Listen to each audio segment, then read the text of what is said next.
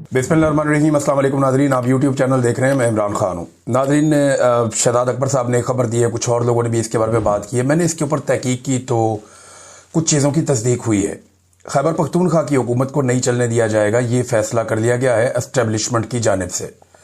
और अब वो सुहेल अफरीदी को नाकाम करेंगे, पूरी कोशिश करेंगे। या तो सुहेल अफरीदी को उनकी शराइत पे या उनकी बात पे आना पड़ेगा, या फिर वो हर कोशिश करते हुए सुहेल अफरीदी को नाकाम बनाएंगे। इमरान खान साहब से उनकी मुलाकात भी नहीं करवाई जा रही।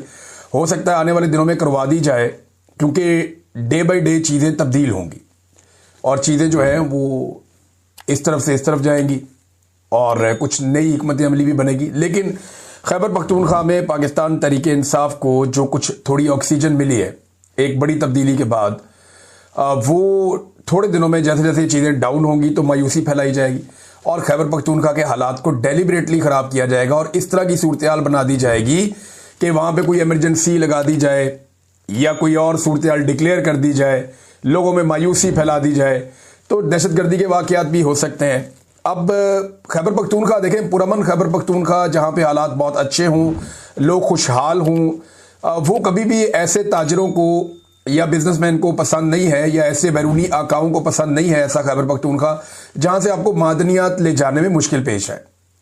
याद रखिए कि अफ्रीका के अंदर बड़ा लंबा अरसा खाना जंगी लगी रही, बहुत बुरे हालात रहे अफ्रीका में, और उसकी जो सबसे बड़ी वजह थी वो अफ्रीका के मादनी वसाइल थे। जब तक जो दीगर मगरबी ममालिक हैं वो अफ्रीका से मादनियात उठाते रहे, तब तक कभी अफ्रीका में अमन नहीं हो सका। अफ्रीका के मुख्तलिफ कबीले, गिरोह, लोग, मुल्क आपस में लड़ते ही रहे और एक खाना जंगी वहाँ पे लगा कर रखी गई। मेरे कुछ बड़े करीबी लोग हैं, वो कांगो में रहे जहाँ पे सोना निकाला जाता था, तो वो ये बताते थे कि हर 100 किलोमीटर के बाद एक नया सिस्टम शुरू हो जाता था और एक खाना जंगी लगी हुई थी वहाँ पे और बहुत बुरे हालात थे वहाँ पे। लेकिन जो भी वहाँ पे मगरबी लोग आते थे उनको कोई नहीं छेड़ता था, वो हर एरिया से बड़ा स्मूथली गुजर जाते थे। अब यही बात आप देखें ना, बलूचिस्तान में है। बलूचिस्तान में किसी को भी अमान नहीं है सवाए उन लोगों के जो वहाँ से मादनियात ले जाते हैं, उन्हें कोई कुछ नहीं कहता क्योंकि वो सबको उनका हिस्सा देते हैं। तो इसी तरह खैबर पख्तूनख्वा अगर पुरअमन होगा तो ये मादनियात फिर कैसे बड़े आराम से उठा के वहाँ से निकाली जाएंगी, ये सवाल बार बार लोग उठाते हैं और ये जायज़ उठाते हैं क्योंकि हमने दुनिया में ऐसे मॉडल्स देखे। और अब शहजाद अकबर साहब हों या जो हुकूमती टाउट्स हों या बहुत सारे और लोग हैं, वो ये बार बार इशारा दे रहे हैं कि खैबर पख्तूनख्वा में हालात ख़राब होने जा रहे हैं। लेकिन उससे पहले सुहेल अफरीदी के लिए एक बहुत बड़ा चैलेंज है, वो मैं आपको बताता हूँ वो अब क्या है। एक नया चैलेंज खड़ा हो गया, लेकिन एक अच्छा ऐलान किया सुहेल अफरीदी ने। उसने हुक्म जारी किया कि आइंदा सरकारी इश्तिहार में या किसी भी सरकारी जो पब्लिसिटी है उसके अंदर किसी सियासी शख्सियत की तस्वीर नहीं लगेगी। ज़बरदस्त है।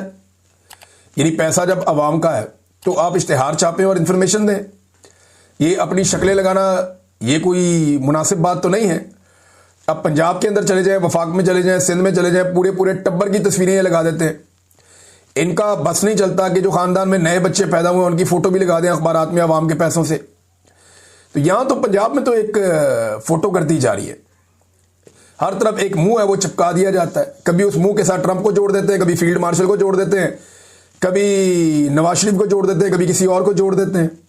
तो एक अजीबोगरीब किस्म की सूरत हाल पंजाब के अंदर हम देखते हैं, एक फोटोगर्दी चल रही है। लेकिन ये बड़ा अच्छा कदम है सुहेल अफरीदी ने उठाया कि किसी ये बाप का माल नहीं, अवाम का माल है। तो जो इश्तिहारात जारी करने हैं उनमें सिर्फ पैगाम होना चाहिए, किसी की पब्लिसिटी नहीं होनी चाहिए। इस पे अदालती फैसले माजी में मौजूद हैं, लेकिन इसके बावजूद लोगों ने बड़ा गंद मारा। ये गंडापुर साहब भी जब इनके इश्तिहारात लगते थे तो गंडापुर का भी शक्ल लगा हुआ होता था, जो नामुनासिब नहीं होना चाहिए था। हत्ता कि 14 अगस्त पे जो इश्तिहारात दिए गए उनमें कायदे आज़म का फोटो इन्होंने निकाल दिया अपने फोटो पूरे करने के चक्कर में। कायदे आज़म की जगह ही नहीं बीच में बन रही थी।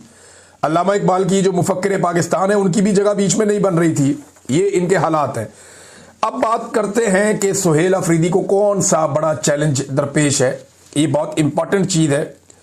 इमरान खान साहब को कैद तन्हाई में डाल दिया गया। अब उनकी मुलाकातें कोई नहीं होनी, क्योंकि मुलाकात वाला दिन था, पता चला फिर नहीं मिलने दिया। 7 महीने हो गए इमरान खान साहब की मुलाकातों पे पाबंदी है।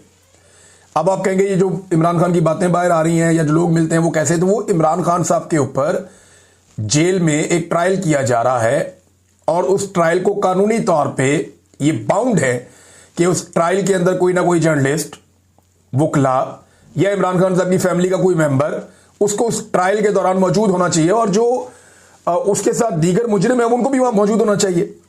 तो ये ट्रायल जो है, इस दौरान में मौका मिल जाता है इमरान खान साहब की बात सुनने का, बात करने का, या उनका पैगाम बाहर आने का। ये तोशाखाना 2 का ट्रायल चल रहा है। अब तोशाखाना का जो 2 का ट्रायल है, उसमें फैसला देने की बजाय उसको लंबा लटका दिया गया। अगली तारीख डाल दी गई 29 अक्टूबर की। वजह क्या है ये जरा समझिए आप। तोशाखाना 2 के ट्रायल के अंदर कुछ गवाहान जो हैं वो झूठे साबित हो गए अदालत में। जब गवाह झूठा साबित हो जाए ना, और ये वो मेन गवाहान हैं जिनकी गवाही के ऊपर ये केस खड़ा था, अब जब वो गवाह झूठे साबित हो गए ना, तो मुसीबत ये पड़ गई कि केस को इमरान खान के खिलाफ कैसे ले जाएं। फैसला देना तो कोई मसला नहीं है, फैसला तो लिखा लिखा है, आ जाएगा, वो जज पढ़ देगा वहां बैठ के, सजा भी हो जाएगी इमरान खान को।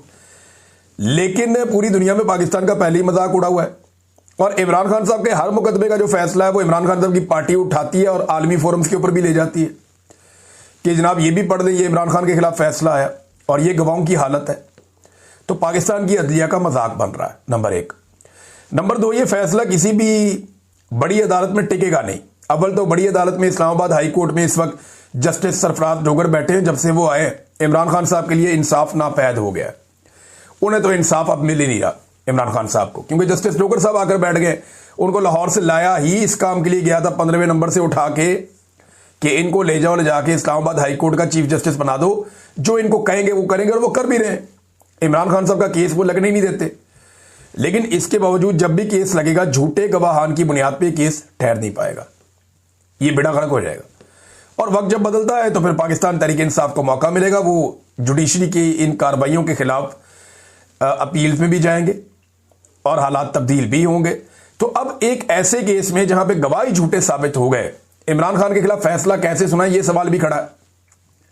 तो इसलिए एक लंबी तारीख दे दी गई, और इस वक्त इमरान खान साहब को खामोश रखना भी मकसूद है, क्योंकि आर्मी चीफ की एक्सटेंशन का टाइम भी बहुत करीब है। और ऐसे में इमरान खान साहब वो वाहिद आदमी हैं जो आर्मी चीफ पर खुलकर तनकीद करते हैं।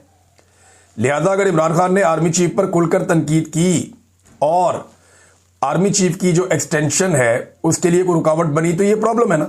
लिहाजा उन्हें खामोश करके कैद तन्हाई में डाल दिया गया। अब सुहेल अफरीदी और पाकिस्तान तहरीक इंसाफ की क़यादत की ये बड़ी रिस्पॉन्सिबिलिटी है। एक तो इमरान खान साहब की बहनों ने कहा कि अदालत पे दबाव डालें आप लोग सब, पाकिस्तान तहरीक इंसाफ को, उनकी लीडरशिप को, उनके MPs MNA को, सबको निकल कर आना चाहिए और अदालत के ऊपर दबाव डालना चाहिए, रोला शोला डालना चाहिए कि भाई इमरान खान का केस सुने, आप क्यों नहीं सुनते, लगाएं केस। आप इतने केसेस सुनते हैं, बहुत गैर जरूरी केसेस भी सुनते हैं। तो पाकिस्तान का सबसे बड़ा लीडर है, सारी कौम उसकी तरफ देख रही है, आप उसका केस ही नहीं लगा रहे। आप केस लगाएं, उसका केस सुने।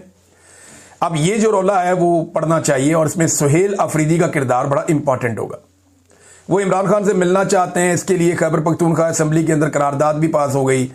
वो इमरान खान साहब से मिलना चाहते हैं, इसके लिए उन्होंने जस्टिस याया अफरीदी से भी रब्ता कर लिया।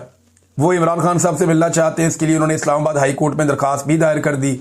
उस पर एतराज़ात लगे, वो एतराज़ात भी दूर हो गए।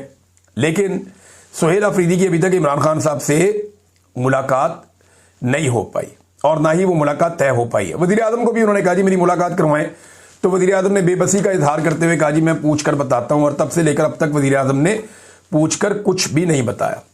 लिहाजा इमरान खान साहब को कैद तन्हाई में डाला हुआ है, और 7 माह हो गए, उनकी मुलाकातें वैसे ही बंद हैं। ये तो सिर्फ केस की सूरत में हो जाती हैं। अब सवाल ये पैदा होता है कि क्या इस पहले इम्तिहान में सुहेल अफरीदी साहब कामयाब होते हैं कि इमरान खान साहब की कैद तन्हाई कम से कम ख़त्म की जाए। रिहाई तो बड़ी दूर की बात है। नाज़रीन, एक और ख़बर है, 9 दिन हो गए हैं, अभी तक साद रिजवी और अनस रिजवी का कुछ पता नहीं है। 9 दिन पहले मुरीदके से ये दोनों भाई गायब हुए थे। इनके साथ इनके और भी लीडरशिप के लोग मौजूद थे, और बड़ा रोला पड़ गया था कि ये गए कहाँ पे। पहले पता चला कि जनाब इनको अगवा कर लिया एजेंसियों ने। सबसे पहले तो ये गिरफ्तार हो गए, बाद में चला कि जी इनको एजेंसियों ने अगवा कर लिया।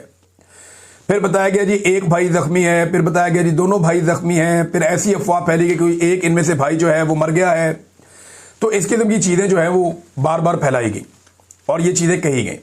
जो एनी शाहिदीन है उन्होंने भी बताया कि एक को तो हमने जख्मी देखा है, और साद रिजवी के बारे में कुछ लोग कह रहे थे कि उनको जख्मी देखा है।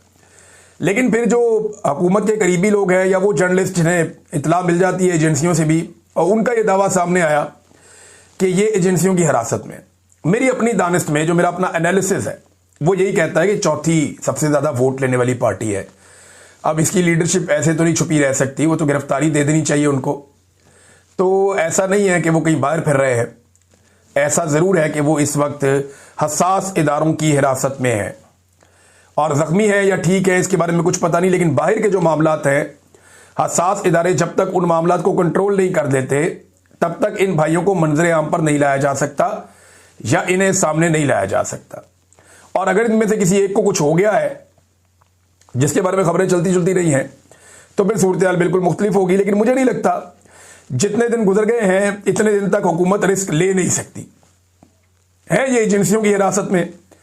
जब तक बाहर पूरा कंट्रोल नहीं हो जाएगा, पूरी पार्टी पे, पूरे निजाम पे, हर चीज पे, तब तक इनको नहीं छोड़ा जाएगा और उनको अंदर तोड़ के छोड़ा जाएगा कि ये कोई ना कोई कंप्रोमाइज कर ले। मैं क्योंकि रहा हूं ना एजेंसियों की तहवील में, तो मुझे पता है कि वो आपको तोड़ते हैं, वो आपको कमजोर करते हैं और फिर आपको कहते हैं ये मान लो, ये मान लो, ये मान लो।